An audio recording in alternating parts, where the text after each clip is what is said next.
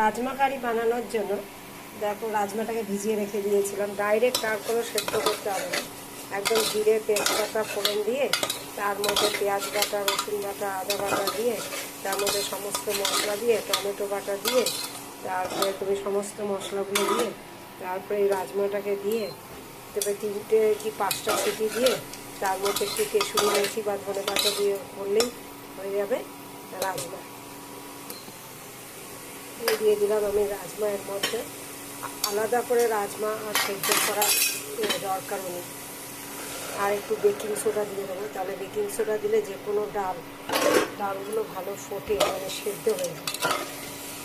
এরকম করে একটু কষিয়ে নিয়ে তারপরে তোমার দিয়ে দেবো জল।